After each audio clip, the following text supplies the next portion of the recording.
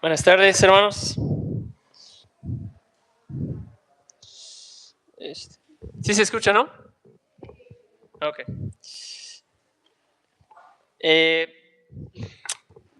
¿Están en Nehemías 9?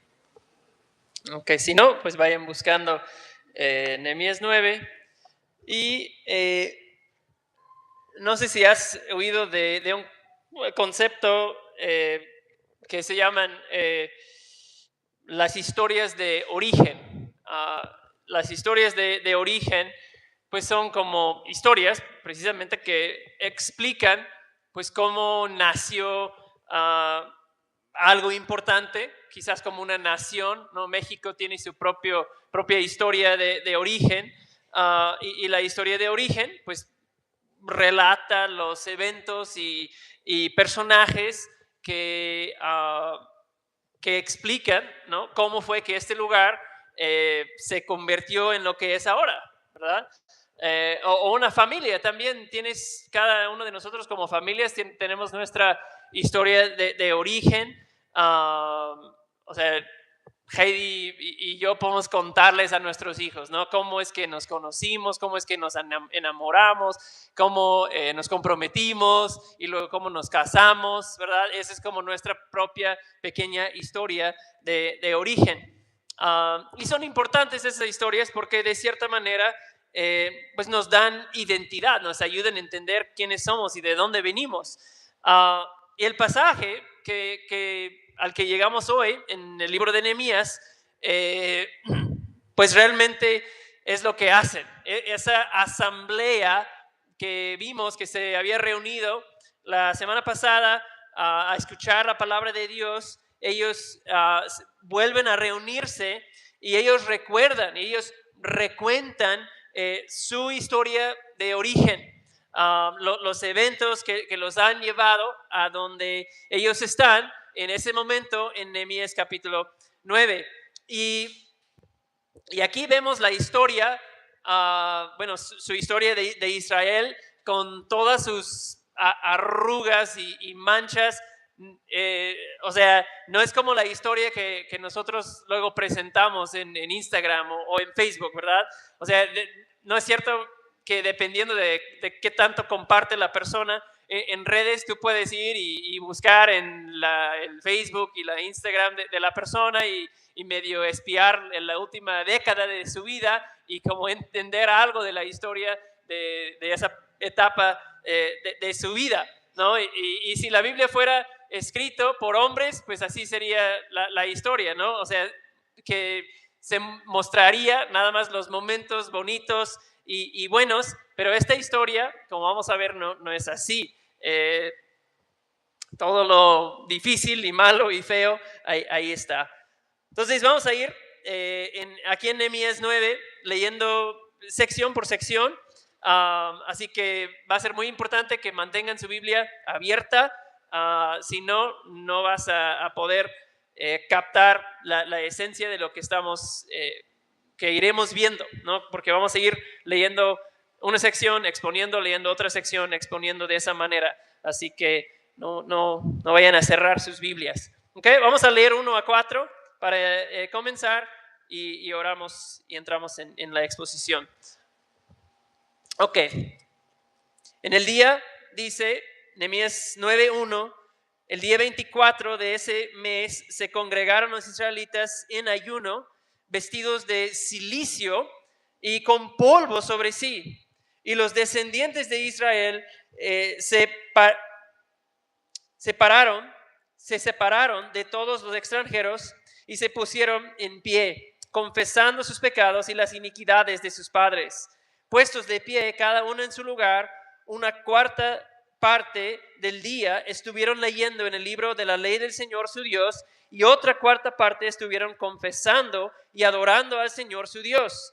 Y sobre el estrado de los levitas se levantaron Jesúa, Baní, Cadmiel, Sebanías, Buní, Serebías, Baní, Kenaní, y clamaron en voz alta al Señor su Dios. Padre, en esta hora necesitamos de ti, Señor. Ya lo hemos confesado. Padre, hemos cantado que nuestros pecados son muchos, pero tu gracia es mayor. Y eso lo vamos a ver en este texto en el día de hoy, Señor. Ayúdanos a experimentar tu gracia, Señor. Obra, Señor, según tu gran misericordia y según tu gran poder entre nosotros en esta hora. Y lo pedimos en el nombre de Jesús. Amén. Ok, bueno, 9:1 vemos que se menciona una fecha, el día 24 de ese mes, que se congregaron los israelitas, ¿no? Y según los comentaristas, esa fecha es aproximadamente 3 semanas y media después del momento en que inicia capítulo 8, ¿no? En donde todo el pueblo se reúne como un hombre en la plaza. Y recordamos de la semana pasada que ese momento fue donde pues se comienza una restauración en el pueblo.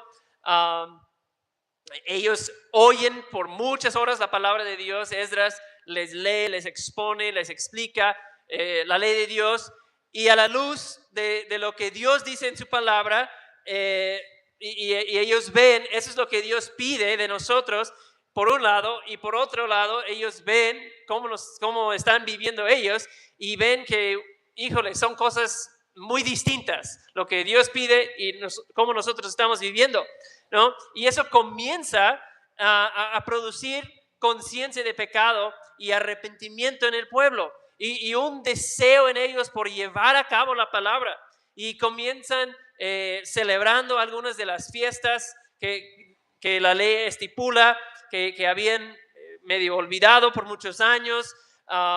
Entonces hemos visto en 8 que hubo momentos de tristeza, de llanto, de arrepentimiento, y después como seguido por momentos de gozo, de alegría, de celebración, ¿no? Y pues eso siempre es un patrón que va a ser una realidad, ¿no? Arrepentimiento y obediencia, ¿a qué nos va a llevar? Nos va a llevar a eso, a momentos de gozo, a verdadero gozo, a regocijo, a alegría. No se va a encontrar de otra manera si no nos arrepentimos y obedecemos al Señor, y es lo que ellos experimentaron, ¿no? Entonces es un momento bajo el liderazgo de Nehemías y Esdras, sobre todo, en que el pueblo está reconociendo que espiritualmente no estamos muy bien, pero también están viendo la palabra de Dios y se están comprometiendo nuevamente. O sea, ellos dicen, no queremos quedarnos así como estamos. Vamos de nuevo, vamos con todo, nos comprometemos nuevamente al Señor. Pero lo que vamos a ver en 9 es que eso comienza con un tiempo de confesión, y realmente todo el capítulo 9 prácticamente es una gran oración de confesión. Perdón. Y también incluye, en medio de la confesión, hay una petición, una esperanza de que Dios les extienda su misericordia, ¿no? Y pueden notar eso o apuntarlo si quieres. Nueva vida y nueva intimidad con el Señor siempre comienza con confesión. Requiere más que confesión nada más, pero si no comienza con nosotros reconociendo delante del Señor estamos mal, no vamos a llegar a una nueva vida y una nueva intimidad con el Señor. Y ahora, ¿qué es confesión? No, porque a lo mejor cada quien tiene su idea de pues, qué es la confesión, cómo se ve la confesión. Confesión no es decirle a Dios algo que no sabe, ¿verdad? Eso es obvio.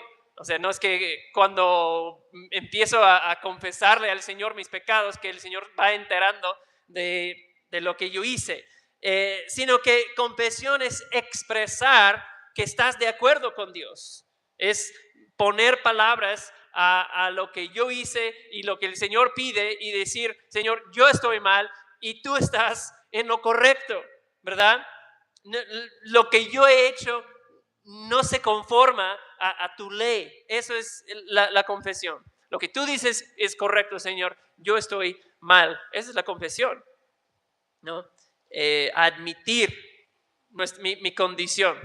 Y lo que vemos en 1 y 4, que ya leímos, es que pues, de alguna manera ellos llegan a ese evento, a esa nueva asamblea, o sea, por así decirlo, que se muestra que van en serio la manera en que llegan. Llegan en ayunos, llevan ropa de silicio, que es como pues, una tela bien incómoda, que como que raspa y no es nada cómoda el silicio, ese tipo de ropa.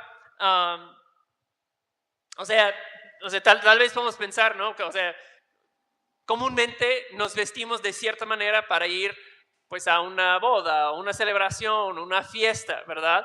Ellos están vistiendo de una manera que muestra, me estoy humillando delante de Dios. No estoy bien. Se están humillando a la tierra, ¿no? Porque dice que están echando polvo sobre sus cuerpos también. O sea, la idea con su vestimento, la forma en que están echando polvo sobre sí mismos, están comunicando algo con su apariencia, con sus cuerpos, que concuerda por fuera con la tristeza y dolor que está en sus almas, ¿no? O sea, por fuera estoy mostrando lo que es una realidad por dentro, la tristeza y dolor ante la realidad de nuestro pecado, ¿no? Y dice que están pues muchas horas confesando sus pecados y los pecados de sus padres. Vamos a ver esa larga confesión en el resto del capítulo. Y bueno, en ese tema de confesar los pecados de sus padres es interesante. Se ha debatido en Estados Unidos bastante con relación al tema de pues la esclavitud de africanos en el siglo 19, 18, si la iglesia hoy debe confesar por los pecados de algunos cristianos que participaron en eso, ¿verdad? Y bueno, ese es algo extenso y sin entrar en ese tema, ¿verdad? El punto para ellos en confesar los pecados de sus padres es que ellos han vuelto a repetir los mismos pecados de sus padres. Entonces es muy relevante que recuerden lo que han hecho sus padres y cómo Dios ha tratado con ellos. Eso es lo que vamos a ver en la oración, ¿no? Y nuevamente vemos en versículo 3, tienen horas de estudio bíblico, de predicación, unas 3, 4 horas, están ahí nuevamente escuchando la ley del Señor leída y expuesta probablemente por Esdras. Menciona que se separan de todos los extranjeros. Ese tema ya lo hemos visto también en Esdras, me parece, que no tiene nada que ver con el hecho de que sean extranjeros o con su nacionalidad o su raza. El problema de los extranjeros es su lealtad que esas personas tenían a sus ídolos, a sus dioses falsos, ¿no? Entonces, hacer alianzas y matrimonios con esas personas inevitablemente trae idolatría al pueblo de Dios dentro de su comunidad. Entonces, se están comprometiendo a separarse de esos matrimonios y relaciones, y se va a volver a mencionar ese tema más adelante en Nehemías, creo que en capítulo 13, ¿no? Donde Nehemías tiene un momento pues complicado, como medio pierde la paciencia Nehemías y tiene una furia ahí media explosiva su furia, pero ya llegaremos a eso, y porque tiene que ver otra vez con el tema de matrimonios. Pero eso nos lleva ahora a la historia de origen, que vamos a ver en 5 hasta el final, bueno, hasta 37, porque vamos a dejar 38, el último versículo, para la siguiente porción. Esa es la oración más larga de la Biblia, ¿no? Si quieres ver la oración más larga de la Biblia, aquí están en Nehemías 9, y ellos están orando. Es lo que están haciendo. Es una confesión, pero es una confesión en forma de oración, y están clamándole a Dios, y realmente la oración termina siendo un recuento, un resumen de la historia del Antiguo Testamento. De hecho, es el resumen más completo del Antiguo Testamento en el Antiguo Testamento, ¿sí? Entonces, si quieres saber pues, qué es la historia del Antiguo Testamento, me interesa saber un panorama del Antiguo Testamento, pues lo vamos a ver de alguna manera hoy en esos como 30 versículos donde cuenta la historia. Ellos en esa oración lo que están haciendo es recordando lo que Dios hizo, cómo Dios ha obrado en su relación con sus padres, sus antepasados, y ahí es donde están buscando esperanza, viendo a ver si ese Dios a quien oramos es la clase de Dios que todavía nos puede extender misericordia, ¿no? Eso es lo que está en su mente, ¿no? Porque no piden muchas cosas en esa oración, solo recuerdan su pecado y recuerdan cómo Dios ha tratado con ellos en la historia, ¿no? Entonces veremos por un lado la increíble bondad del Señor y por otro lado la increíble maldad de Israel. Y en eso quiero realmente, hermanos, que veamos que la maldad de Israel es un reflejo de nuestra propia maldad, ¿no? De nuestra pecaminosidad. Porque sería muy fácil, ¿no?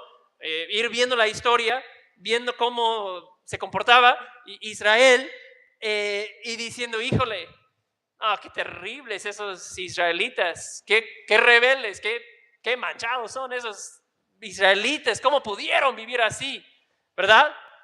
Porque es muy fácil y señalar el pecado allá afuera, ¿verdad?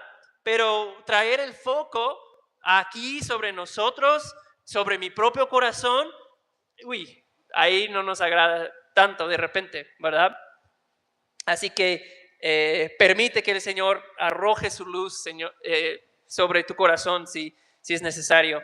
Vamos a seguir leyendo, vamos al siguiente y le damos otro clic. Ahí, esa es la siguiente sección. Leemos ahora 5 y 6. Ahí están, 5 y 6. Entonces los levitas, Jesúa, Cadmiel, Bani, Hasbanías, Serebías, Odías, Sebanías, Petatías, dijeron, levántense, bendigan al Señor, su Dios, por siempre y para siempre. Y empiecen a orar. Sea bendito tu glorioso nombre y exaltado sobre toda bendición y alabanza. Solo tú eres el Señor. Tú hiciste los cielos y los cielos de los cielos, con todo su ejército, la tierra y todo lo que en ella hay, los mares y todo lo que en ellos hay. Tú das vida a todos ellos y el ejército de los cielos se postra delante de ti. Entonces ellos están viendo a Dios como el creador, ¿no? Noten ahí al final del versículo 5, sea bendito tu glorioso nombre y exaltado sobre toda bendición y alabanza. Ese es el Dios a quien se dirigen en oración. Su glorioso nombre es exaltado sobre toda bendición, sobre toda alabanza. O sea, ellos están diciendo, no hay palabras adecuadas. No existe alabanza que suficientemente le describe a este Dios y le exalte a este Dios. Y en versículo 6, ellos recuerdan que Dios es el creador, ¿no? Dios es el creador. Tú hiciste los cielos. Todo lo que has hecho se ha hecho porque tú lo hiciste. Eres el Dios creador. Para muchos en nuestro mundo moderno, pues solo el hecho de que confesamos nosotros que Dios creó todas las cosas y por ende, como creador, tiene autoridad sobre nuestras vidas, ¿verdad? Tiene autoridad para mandar en todas las cosas. Es algo que el hombre moderno lo rechaza, lo encuentra ofensivo, ¿verdad? Pensar que hay una autoridad sobre mí de esa manera. Pero eso es lo que declaramos, ¿verdad? Como creyentes, nuestro Dios lo creó todo. Él es quien da vida a todo. O sea, hermano, el solo hecho de que Dios ha creado todo y que nos sostiene y que nos da aliento y nos da familia, nos da descanso en la noche, nos da buena comida, te da el árbol que te da sombra, te da una mascota del cual disfrutas, te permite nadar en el mar de vez en cuando. O sea, si Dios únicamente nos diera esas cosas básicas de la vida, eso sería razón suficiente para adorarle. Y eso es lo que ellos están viendo, eso es lo que ellos están diciendo. Tú eres el Dios que ha creado todo y que nos has dado todo. Y contra ese Dios hemos pecado. Eso es lo que está en la mente de esas personas. Tú eres el Dios creador. Tú tienes autoridad total y contra ti hemos pecado. Seguimos. Vamos al siguiente. Vamos a leer ahora 7 y 8.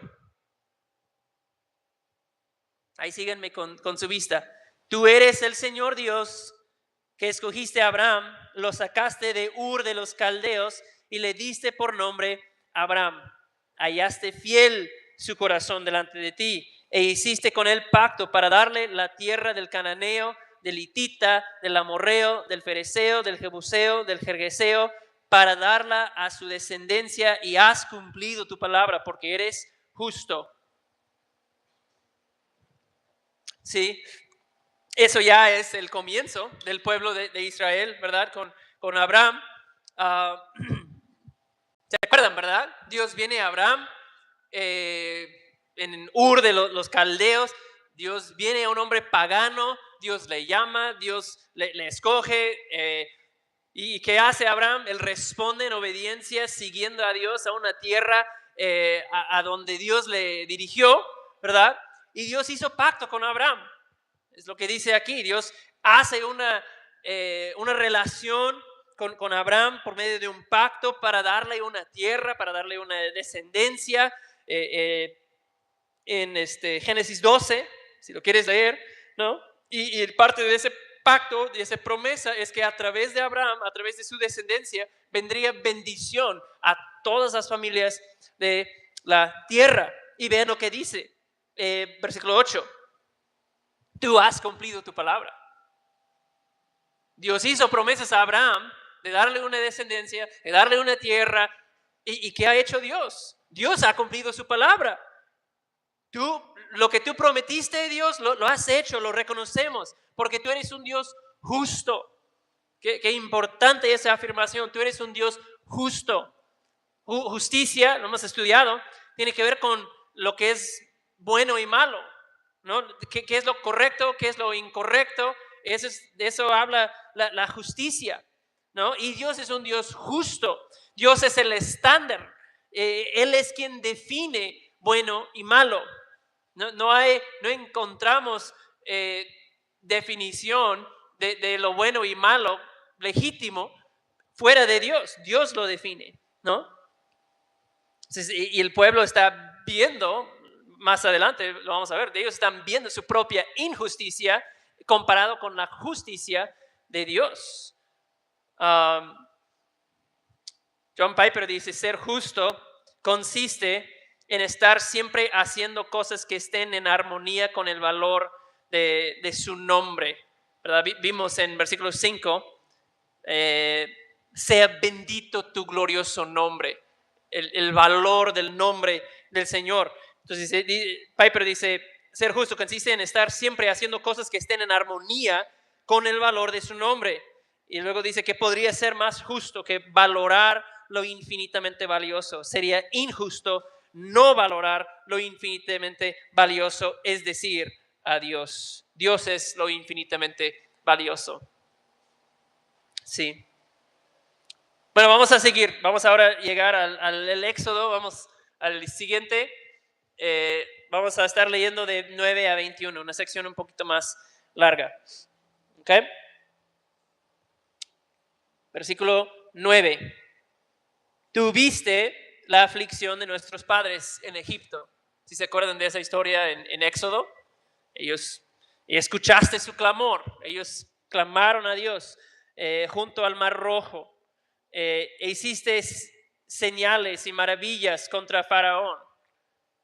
Esas son las plagas que vemos en Egipto, contra todos sus siervos y contra todo el pueblo de su tierra, pues supiste que ellos los trataban con soberbia, estaban viviendo una esclavitud y maltrato ahí terrible. E hiciste un nombre como el de hoy, dividiste el mar delante de ellos y pasaron por medio del mar sobre tierra firme, y echaste en los abismos a sus perseguidores como una piedra en aguas turbulentas, columna de nube los guiaste de día y con columna de fuego de noche para alumbrarles el camino en que debían andar. Luego bajaste sobre el monte Sinaí y desde el cielo hablaste con ellos y les diste ordenanzas justas y leyes verdaderas. ¿Verdad? Dios les dio a su pueblo su ley en el monte Sinaí, estatutos y mandamientos buenos.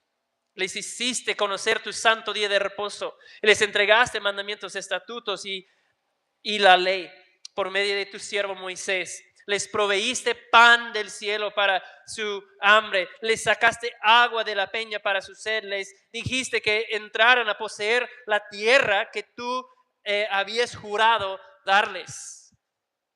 Hasta ahí todo bien, ¿verdad? La historia es excelente. Dios está bendiciendo a su pueblo, pero vean versículo 17. Pero ellos, nuestros padres, ¿qué hicieron? Obraron con soberbia, fueron tercos y no escucharon. Y en todo el resto de la historia, quiero que estén viendo esa como ritmo o patrón de rebelión del pueblo y la respuesta de Dios. El pueblo se revela y Dios responde. Esa es la primera rebelión. Ellos obraron con soberbia, fueron tercos, no escucharon tus mandamientos, rehusaron escuchar, no se acordaron de las maravillas que hiciste entre ellos, fueron tercos y eligieron un jefe para volver a su esclavitud en Egipto. Pero, ahora es la respuesta de Dios, pero tú eres un Dios de perdón, clemente y compasivo, lento para la ira, abundante en misericordia, y no los abandonaste, ni siquiera cuando hicieron un becerro de metal fundido y dijeron, este es tu Dios que te sacó de Egipto, y cometieron grandes blasfemias. Tú en tu gran compasión no los abandonaste. Esa es la respuesta del Señor, ¿no? No los abandonaste en el desierto. La columna de nube no los dejó de día para guiarlos en el camino, ni la columna de fuego de noche para alumbrarles el camino por donde debían andar. Tú diste tu buen espíritu para instruirles. No retiraste tu maná de su boca y les diste agua para su sed. Por 40 años proveíste para ellos en el desierto y nada les faltó, ni sus vestidos no se gastaron, ni se hincharon sus pies. Vemos la rebelión del pueblo y la respuesta del Señor. Es una increíble historia de redención, la historia del Éxodo y el tiempo en el desierto, de redención, de la increíble provisión de Dios para un pueblo rebelde, completamente rebelde. ¿Sí? O sea, nota en versículo 9. Dice, tú viste la aflicción de nuestros padres. Ellos sí estaban pasando aflicción y ¿qué hizo Dios? Dios lo vio. Dios no lo ignoró. Dios vio la aflicción, ¿no? Y ese es un buen recordatorio para nosotros, hermanos. Dios ve tu aflicción. Las veces que en esta semana le has clamado a Dios, Señor, ayúdame, Señor, yo no sé qué hacer, Señor, tengo esa necesidad y no sé cómo vas a proveer. Dios ve tu aflicción, hermano. Sí.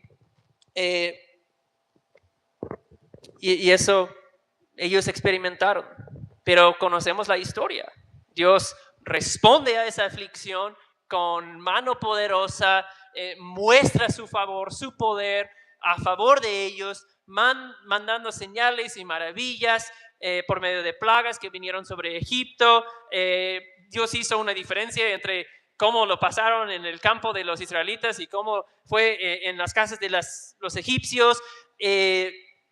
Dios estuvo exaltando su propio nombre. Nuevamente vemos la importancia de su nombre, ¿no? Y es una liberación de esclavitud que ellos experimentan impresionante, ¿no? Que no se ha repetido en la historia. Dios saca a su pueblo de Egipto, los hace pasar por el Mar Rojo, luego se reúne con ellos en el monte Sinaí, les da su ley, establece una relación con ellos y en todo momento en ese trayectoria les está proveyendo de agua, de comida, pero se rebelan.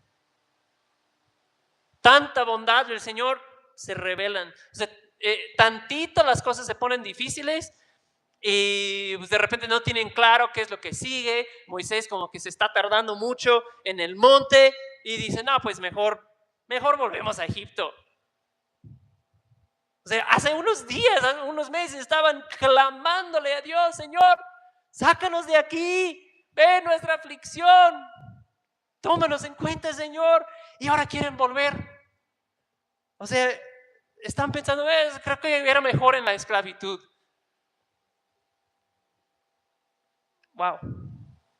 O sea, ¿has visto a una persona que ves ese patrón en su vida? Que Dios hizo cosas increíbles en su vida y llega de repente un momento difícil, un momento de prueba y de repente empiezan a pensar que la vida anterior era más fácil, ¿sí? Y fíjense bien, ¿no? Ellos dicen, ¿en qué versículo dicen que seleccionaron un líder para regresar a Egipto? 17. Eligieron un jefe para volver a su esclavitud. Eso es lo que deseaban. Pues mejor regresamos a la esclavitud. Y fíjense bien, eso es lo que hace el pecado, hermanos. Eso es lo que hace el pecado. Te ciega. El pecado te hace bien tonto. Sí, perdón, es la verdad. O sea, el pecado te hace contemplar estupideces como volver a la esclavitud. Volver al mundo. Lo hemos visto. Que cómo te ciega, que nubla la vista. Eso es lo que surge en el corazón de ellos. Pero ven la respuesta de Dios. Es clemente y compasivo con ellos. No los abandona. Dice 17 que Dios es abundante en misericordia.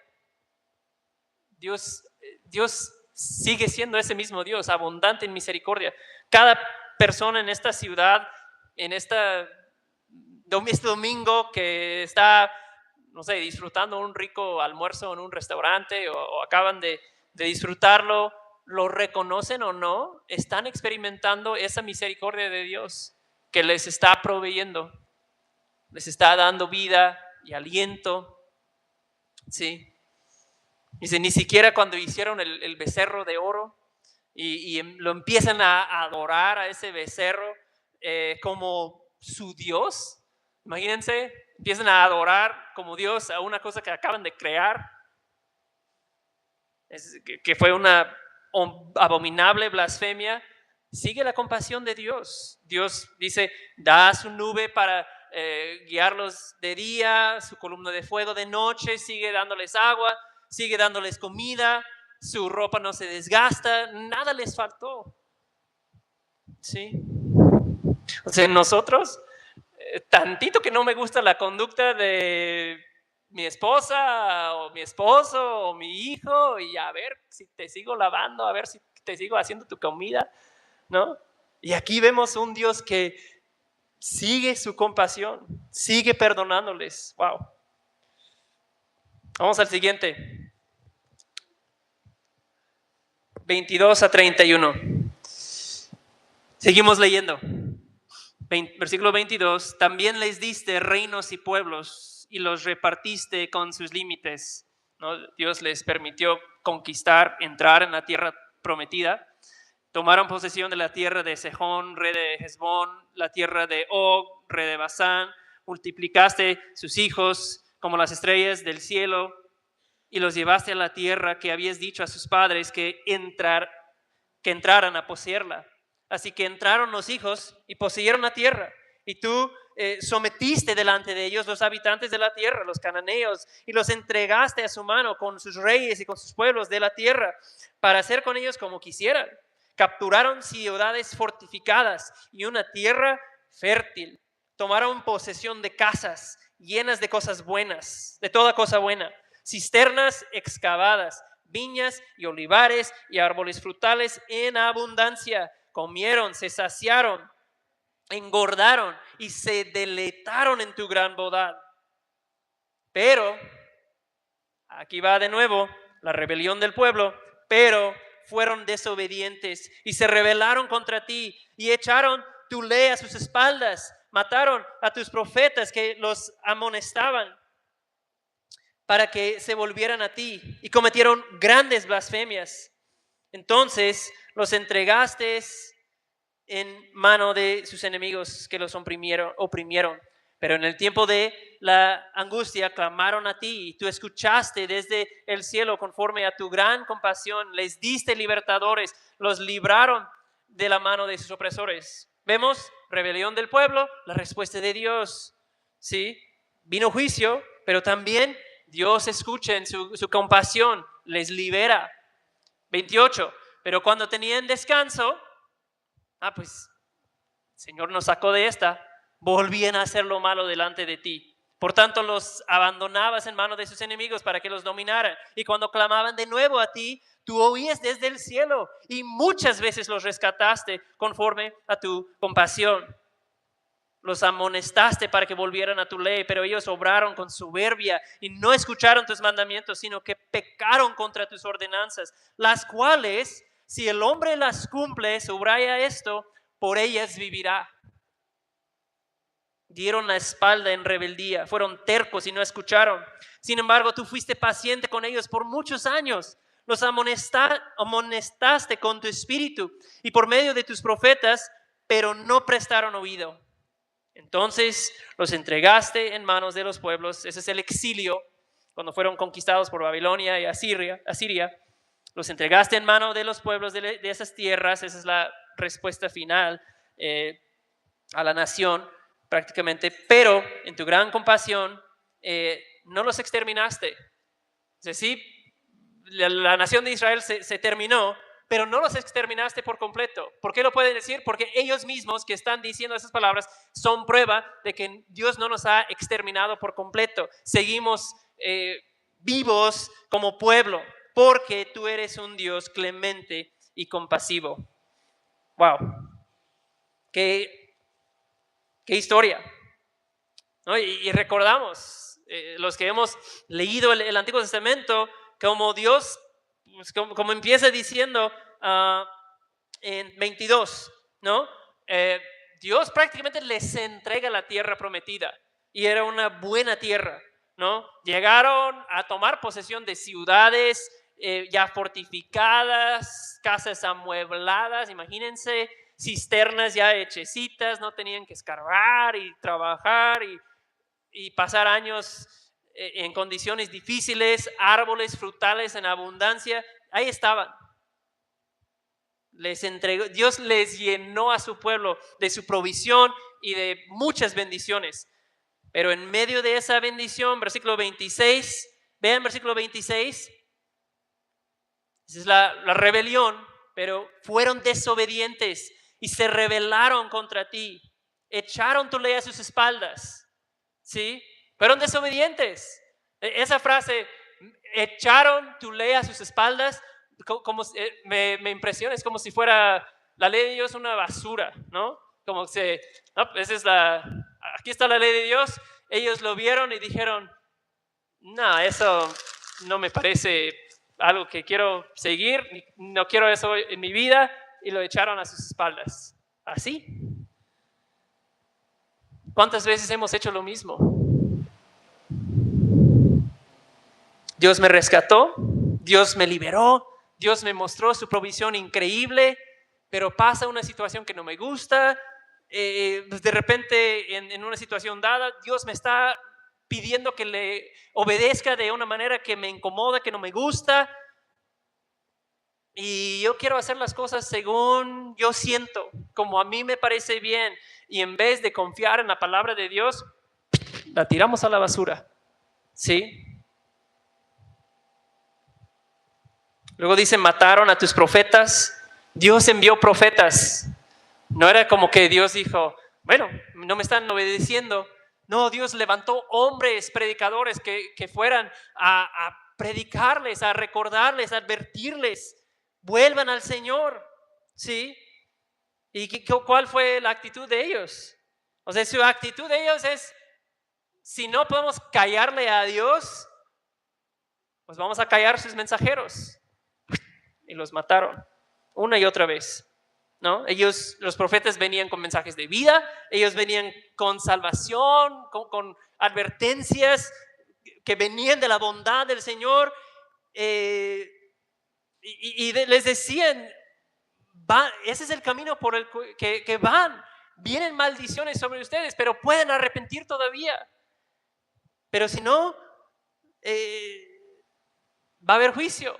Pero todavía están a tiempo. Todavía pueden alcanzar la misericordia de Dios. Vuelvan de sus pecados. Regresen a la ley. Y los matan a los mensajeros. Luego vemos, ¿no?, el tiempo de los jueces, ¿verdad? Ese tiempo impresionante. Experimenten el juicio, las consecuencias negativas de su pecado. ¿Y qué pasa? ¿No? Dice ellos, Dios los entrega en manos de sus enemigos y en el tiempo de su angustia claman al Señor otra vez. Señor, sácame de esta, por favor. ¿Lo has dicho? ¿Lo has hecho? ¿No? Y empiezas a sufrir las consecuencias de tus decisiones, de tu pecado. Y que tu pecado, según tú, lo controlabas, según tú, esa cosa, pues lo merecías, según tú, no era gran cosa para que nos preocupemos. O sea, pero tantito empiezas a cosechar lo que sembraste y respondemos de la misma manera: Señor, perdóname, ayúdame, sácame de esto. Señor, si me ayudas, te prometo que de aquí en adelante te voy a ser fiel, voy a cambiar de verdad esta vez. ¿No? En el tiempo de los jueces pasó una y otra vez. Ellos pecan, vienen las consecuencias, claman a Dios, y aún en eso, ¿cuál es la respuesta de Dios? Dios no los abandona. Dios no los abandona. Ven versículo 29. Versículo 29. Los mandamientos de Dios, ¿qué es lo que dan? Al final a la mitad de 29. Los ordenanzas, mandamientos de Dios, ¿qué es lo que dan?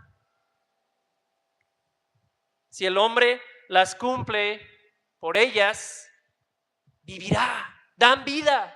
Los mandamientos del Señor dan vida. Te conducen a la verdadera vida. Pero no hicieron caso.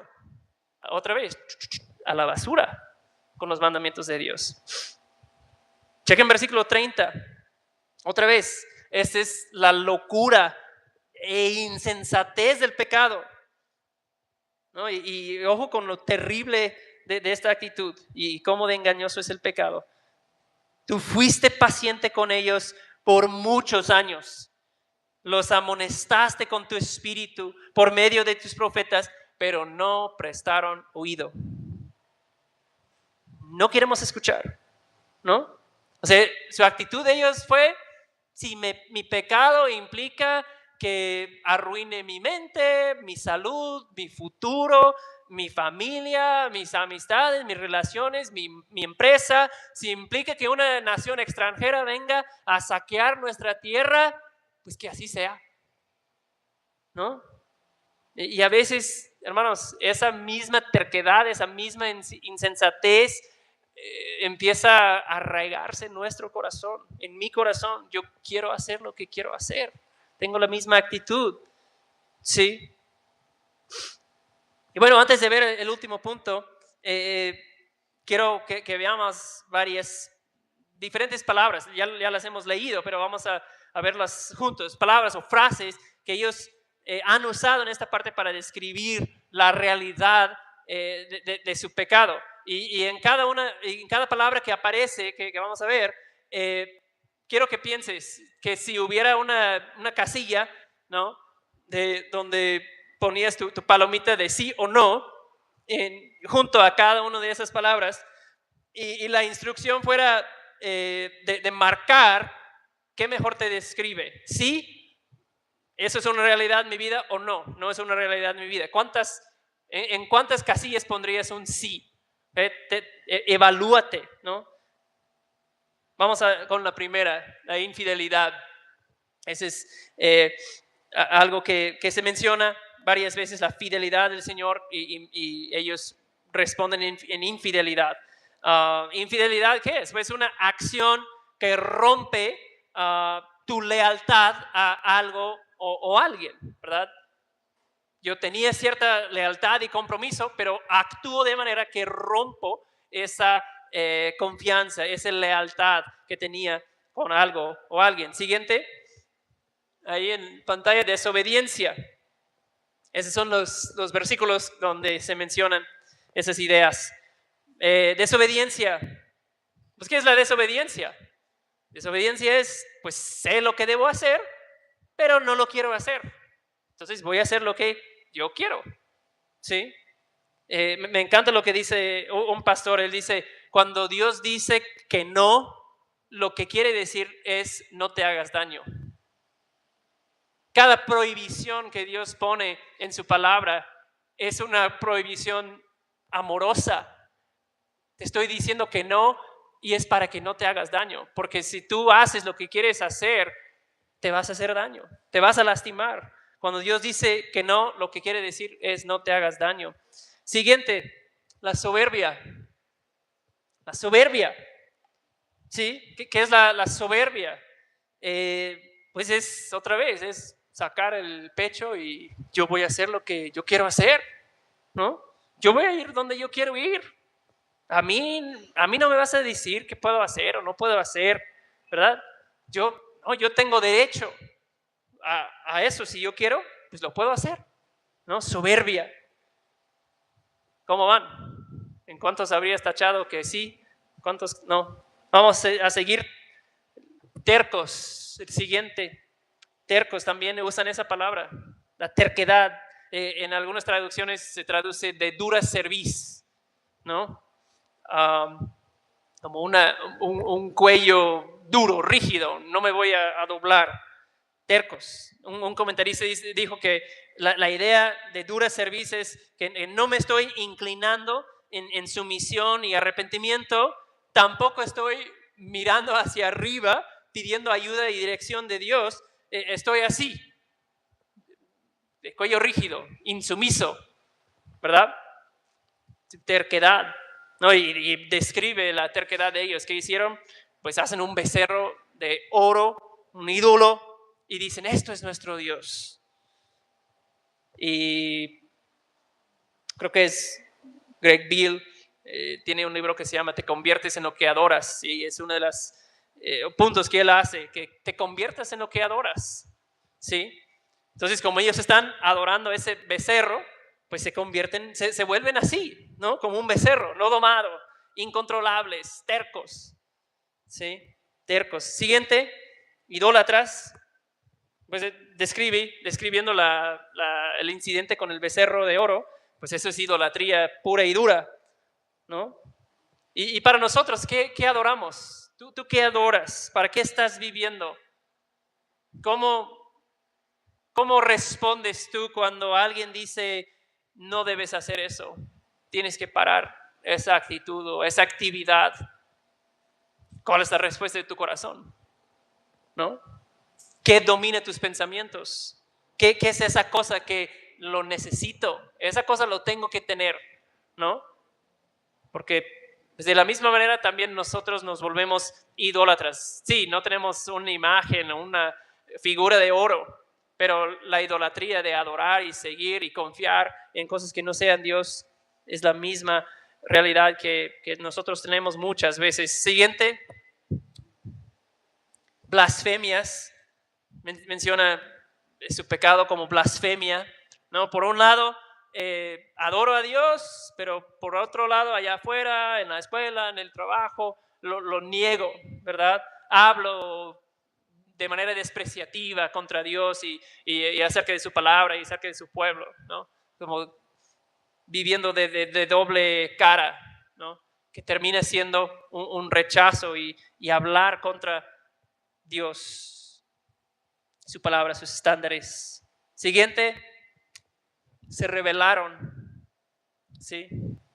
Bueno, todo eso es un acto de rebeldía de parte de Israel. Siguiente, rechazaron la ley de Dios, eso ya lo vimos, ¿verdad? Lo tiraron a sus espaldas. Y por último, hicieron lo malo, obraron perversamente, ¿sí? Que es la misma idea, ¿no? Y hacer lo malo no es algo, obrar perversamente, no es nada más algo que ocurre allá afuera, en ciertas colonias y en ciertos lugares. No, eso, tristemente, hermanos, ocurre entre nosotros. O sea, si pasáramos en la pantalla ahora todos los momentos en el último mes en que nosotros hemos hecho lo malo, en que tú y yo hemos obrado perversamente en palabra, en pensamiento, en acción, y como que hiciéramos una compilación de todos esos momentos y la pasáramos en la pantalla, ¿qué clase de cosas veríamos? Palabras que dijiste, pensamientos que tuviste, sitios de web que revisaste en tu celular. Sí. Y bueno, vamos con la última sección. Vamos a terminar dando lectura ahora de 32 a 37. 32 a 37. Dice: ahora pues, Dios nuestro, Dios grande, poderoso, temible, que guardas pacto y misericordia. Eso ya están a la luz de toda esa historia. Esa es nuestra petición. Estamos delante de ti.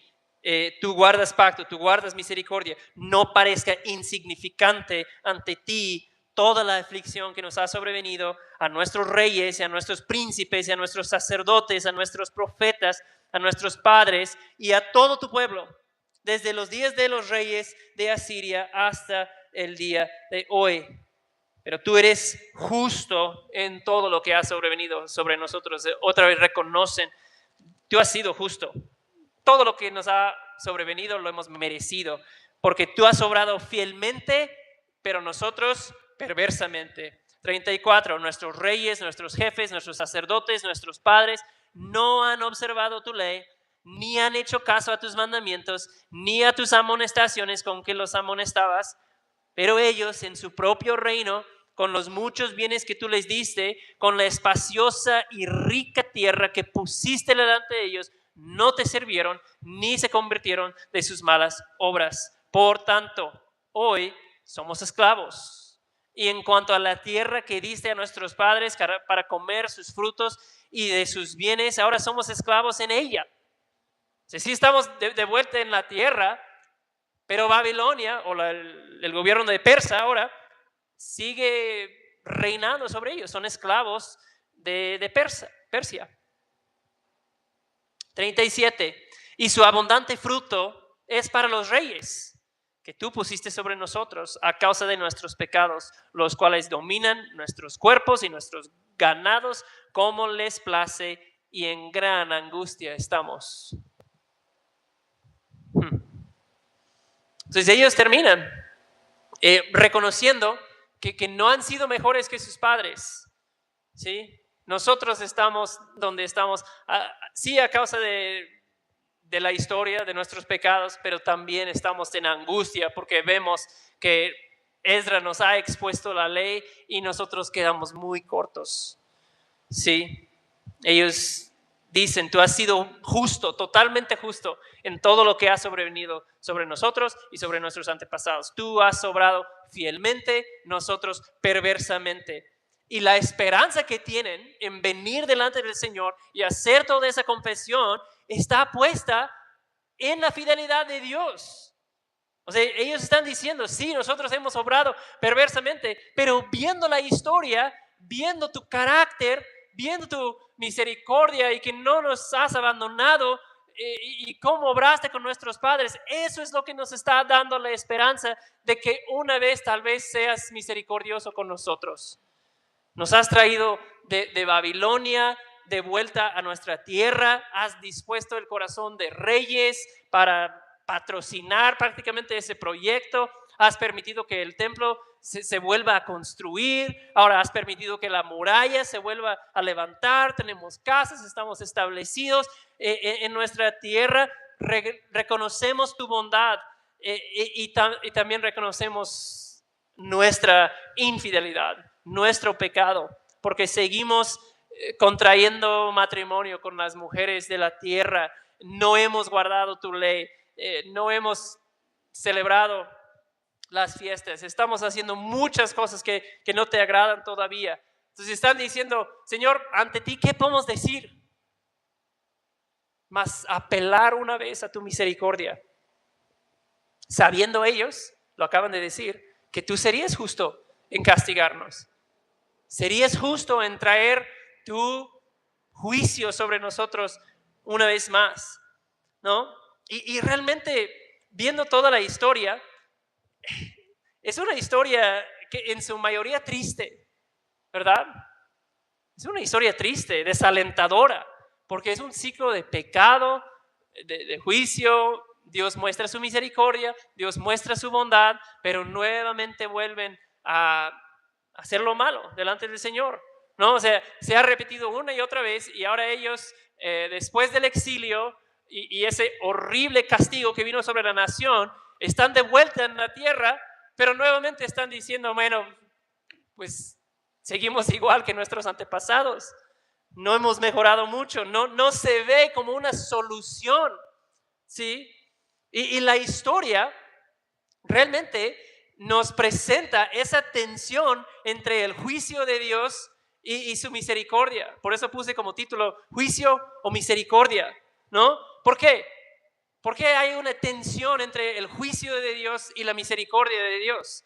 Bueno, porque si Dios es justo, si Dios va a actuar en justicia, ¿qué debe hacer?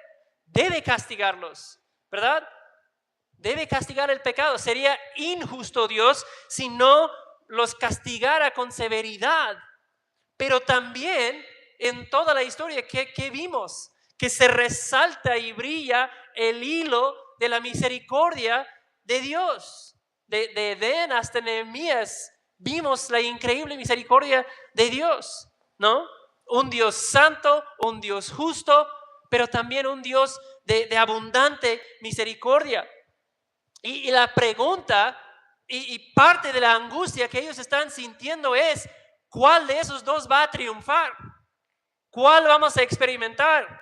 ¿Su justicia de Dios, su juicio cayendo sobre nosotros, o vamos a experimentar su misericordia? ¿Cuál va a ser? O sea, ellos están viendo sus fracasos, su idolatría, la dureza de su corazón, y la pregunta en su mente es, Señor, ¿hasta dónde va a alcanzar tu misericordia? Porque tú eres un Dios justo, ¿no? Y también, pues la pregunta en toda esa historia que debería subir a la superficie es, si Dios es justo, realmente justo, pues ¿cómo es que sigue pasando por alto los pecados? ¿Cómo es posible que sigue dando misericordia a su pueblo cuando pecan y vuelven a pecar? ¿Sí? Esa es la tensión entre la misericordia de Dios y su justicia. Y nosotros sabemos exactamente dónde se resuelve esa tensión, ¿verdad? Esa tensión entre misericordia y justicia se resuelve en Jesús. Hermosamente. Vayan a Romanos 3, vamos a terminar aquí. Romanos 3. Joshua leyó una parte de eso en el tiempo de la alabanza. Romanos 3, versículos 24 a 26. Pablo está hablando de la justificación. Bueno, dice 24, todos son justificados. ¿Todos a qué se refiere? Bueno, todos los que tienen fe, ¿no? Porque si ves en versículo 22, dice, esta justicia de Dios es por medio de la fe.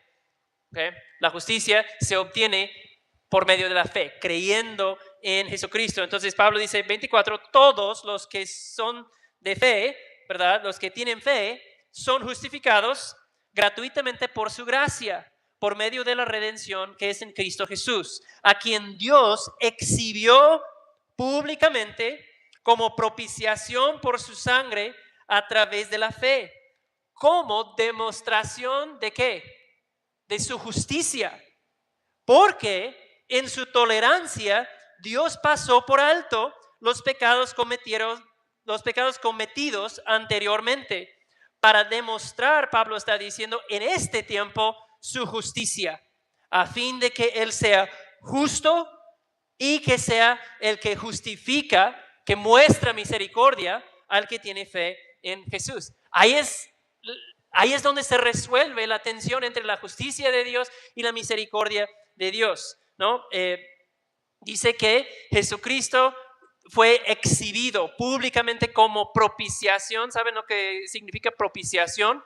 Propiciación es un sacrificio, una ofrenda dada para quitar ira, ¿no? Jesucristo fue ofrecido como propiciación, un sacrificio para quitar ira, ¿no? Entonces, lo que dice ahí en versículo 25, Jesucristo fue ofrecido como propiciación, como demostración de su justicia de Dios. Entonces, Dios, al ofrecer a Jesucristo para ser crucificado, estaba demostrando al mundo su justicia. ¿Por qué tenía que demostrar al mundo su justicia? Bueno, porque Pablo dice, porque en su tolerancia, como su tolerancia en la historia que acabamos de ver en Nehemías, en su tolerancia, Dios pasó por alto pecados cometidos anteriormente. ¿Sí? O sea, en la historia que vimos, ¿qué hizo Dios? Pasó por alto muchas veces pecados cometidos. O sea, Dios debió aniquilar el pueblo cuando hicieron el becerro de oro y se pusieron a adorar y bailar y festejar en una cosa idólatra y blasfema delante del Señor. Dios debió aniquilarlos en ese momento. Habría sido lo justo, lo correcto. David, el rey David, debió morir por su adulterio y su asesinato. Lo vimos en la escuela dominical. Eso era lo correcto. Eso es lo que la ley dictaba. Eso es lo que la ley pedía, que David muriera por su adulterio y el asesinato que cometió. Pero ¿qué pasó? Dios en su tolerancia pasó por alto estos y muchos pecados más, ¿no? Y de cierta manera parecían injusticias, ¿no? Oye, Dios, pero si David cometió adulterio y todo ese encubrimiento que hizo, pues debería morir, ¿sí? ¿No crees que el padre de Betsabé quería eso? Ese hombre maltrató a mi hija, debería morir. A ver, Señor, tu ley dice, ¿vas a cumplir o no? ¿Sí? Eso es lo que Pablo está diciendo en Romanos, porque en su tolerancia Dios pasó por alto los pecados anteriormente cometidos. Ok, ¿qué vas a hacer, Señor? ¿Vas a ser justo o no? ¿Sí? Pero en Jesús se resuelve esa tensión perfectamente. Dios ha demostrado en su Hijo Jesús su justicia. En Jesús su justicia ha sido cumplida, perfectamente sostenida, ¿verdad? En la cruz la tensión entre la misericordia de Dios y la justicia de Dios, y cómo Dios fue misericordioso una y otra vez con su pueblo, pero al mismo tiempo tenía que ser justo. Esa tensión se desaparece en la cruz de Cristo. ¿Por qué? Porque todo el juicio y todo el castigo que esos pecados en el Antiguo Testamento, todo el juicio que esos pecados merecían, cayó sobre Jesús. Amén. Y todo el juicio y todo el castigo que tus pecados y mis pecados merecen fue puesto sobre él también. ¿Sí? Y Jesús, dice la Biblia, cumplió toda justicia. Jesús cumplió perfectamente toda justicia. Y por eso Dios puede libremente y justamente darnos a nosotros su misericordia en vez de su juicio. Esa es la buena noticia del Evangelio, hermanos. Es por eso que nos reunimos, es por eso que cantamos, porque Dios ha mostrado su misericordia a nosotros en vez de su juicio, y eso solo es posible a través de Jesucristo. Esa es nuestra única esperanza, hermanos, en vida y en muerte, que Jesucristo es nuestra justicia. Vamos a orar.